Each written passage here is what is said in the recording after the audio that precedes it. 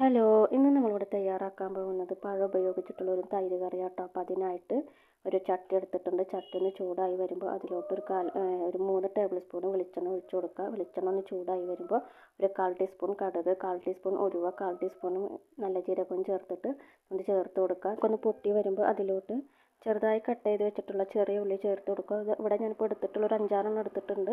അപ്പോൾ അതൊന്ന് ചേർത്ത് കൊടുക്കുക. അതുപോലെ തന്നെ ഒരു 3 ചുവന്ന മുളക്, ആവശ്യത്തിനുള്ള കറിവേപ്പിലയും കൂടി ചേർത്തിട്ട് നന്നായിട്ടൊന്ന് ഇളക്കി കൊടുക്കുക.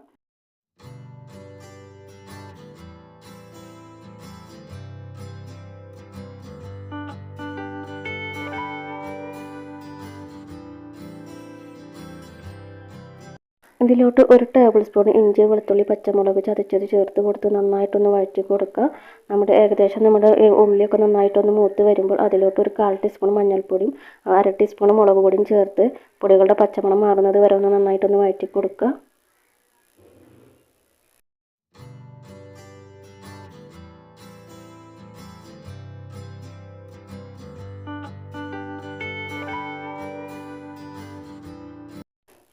ഇപ്പോൾ ഏകദേശം പൊടികളുടെയൊക്കെ പച്ചമണം മാറിയിട്ടുണ്ട്. ഇനി ഇതിലോട്ട് കട്ട് ചെയ്ത് വെച്ചിരിക്കുന്ന നേന്ത്രപ്പഴം ചേർത്ത് കൊടുക്കുന്നുണ്ട്.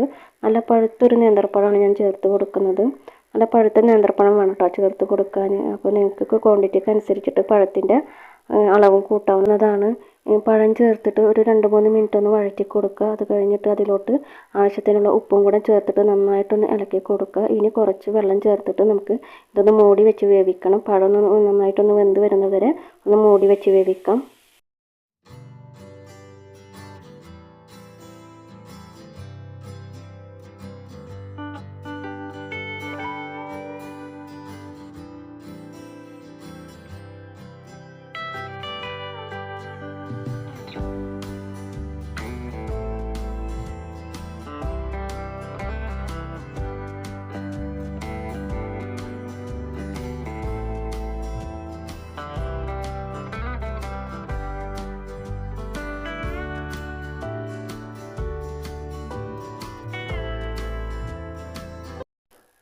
ഇപ്പോൾ ഏകദേശം നമ്മുടെ പഴമൊക്കെ നന്നായി വെന്തുടഞ്ഞ് വെള്ളമൊക്കെ വറ്റി വന്നിട്ടുണ്ട്. ഈ ടൈമിൽ നമ്മൾ ഫ്ലെയിം ഓഫ് ചെയ്യുക. ഫ്ലെയിം ഓഫ് ചെയ്തതിന് ശേഷം നമ്മൾ തൈര് ചേർത്ത് കൊടുക്കുന്നുണ്ട്. ഒരു 1/4 കപ്പ് തൈരാണ് ഞാനിവിടെ ചേർത്ത് കൊടുക്കുന്നത്. നമുക്ക് നന്നായിട്ടൊന്ന് ഇളക്കി കൊടുക്കുക.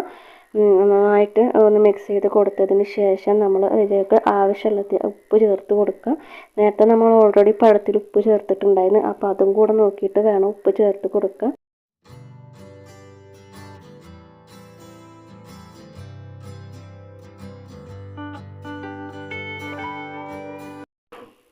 ഉപ്പ് ചേർത്ത് കൊടുക്കുന്നതിനോടൊപ്പം തന്നെ ഞാൻ ഒരു 1.5 ടീസ്പൂൺ പഞ്ചസാരയും കൂടെ ചേർത്ത് കൊടുത്തിട്ടുണ്ട്. അത് വീഡിയോയിൽ വിട്ടു പോയതാണ്. നമ്മുടെ കറി അത്യാവശ്യം പുളിയും മധുരമൊക്കെ ഉള്ളൊരു കറിയാണ്. അപ്പോൾ പഴത്തിൻ്റെ മധുരത്തിനനുസരിച്ച് നമ്മുടെ പഞ്ചസാരയുടെ അളവ് കൂട്ടിയും കുറച്ചൊക്കെ കൊടുക്കാം.